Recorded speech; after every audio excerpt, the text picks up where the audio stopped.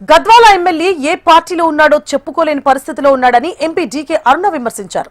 తాను మంత్రిగా ఉన్నప్పుడు చేసిన అభివృద్ధి తప్ప ఇంతవరకు ఎవరూ గద్వాలని అభివృద్ధి చేయలేదన్నారు. రాబోయే మున్సిపల్ ఎన్నికల్లో బీజేపీ అభ్యర్థులను గెలిపించాలని కోరారు. 3000 మంది పేదలకు తాను ఇళ్ల పట్టాలిస్తే వాటిని లాక్కున్న ఘనత ఎమ్మెల్యే కృష్ణమోహన్ రెడ్డికి దక్కుతుందన్నారు.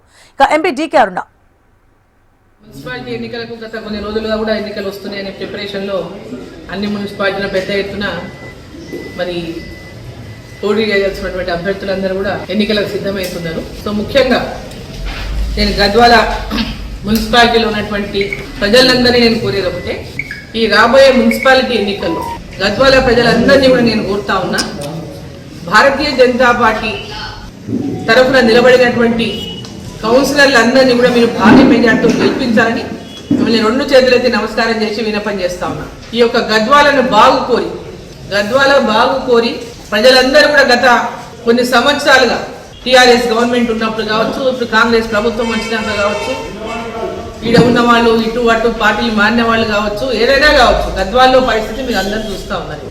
పట్టణ ప్రజలు ఎవరు పట్టించుకున్నటువంటి పరిస్థితులే లేదు. రాజకీయ నాయకులు గెలుపొందినటువంటి వాళ్ళు ఈ పట్టణ అభివృద్ధి గురించి కానీ, గతంలో ఉన్న అప్పుడు వేరే అప్పుడు పార్టీలు అక్కడ పార్టీ మారి ఇక్కడ పార్టీ మారి ఇంకో పార్టీ మారి రకరకాలుగా ఈడ మున్సిపాలిటీలో ఉన్నటువంటి పరిస్థితులను గమనించుకొని పేద ప్రజలు ఎవరైతే గద్వాల పట్టణంలో ఇళ్ల స్థలాల కోసం ప్రముఖంగా గద్వాల పట్టణంలో పేదవాళ్ళ యొక్క ఇండ్లు లేనటువంటి వాళ్ళు, ఒకటే ఇంట్లో 4 కుటుంబాలు 5 కుటుంబాలు 3 కుటుంబాలు జీవిస్తున్నటువంటి వాళ్ళు, ఆనాడు మీ ఎమ్మెల్యేగా ఈ ప్రాంతంలో 3500 మందికి పిల్లిగుండలో నేను ప్లాట్ ఇచ్చిన.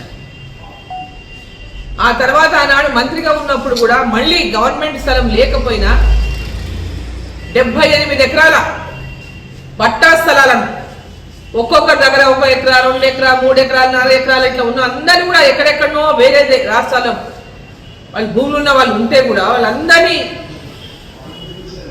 మరి భరత్ సింహారెడ్డి గారు వారి అందరూ ఎక్కడెక్కడ ఎవరెవరు ఎంక్వైరీ చేసి వాళ్ళందరితో మాట్లాడి పిలిపించుకొని మీరు ఎక్కడెక్కడో ఉంటారు, మీరు అందరూ ఈ యొక్క భూములను తీసుకొని పేద ప్రజలకు పట్టాలు పంచాలనుకున్నాము, మీ భూములని పట్టాల కోసం అమ్మాలని అన్నప్పుడు వాళ్ళందరూ కూడా ఆ రోజు అమ్మిన సందర్భంగా మార్కెట్ రేటు కంటే గవర్నమెంట్ ఇచ్చే రేటు తక్కువ ఉంది, మాకు ఎక్కువ ఇంత కావాలి ఇంత ఇస్తామనంట ఎక్కువైన రేటు కూడా స్వతహాగా భరించి ఆ 75 ఎకరాలు ఆ రోజు మేము అక్వైర్ చేసినాం ఇళ్ల స్థలాలు.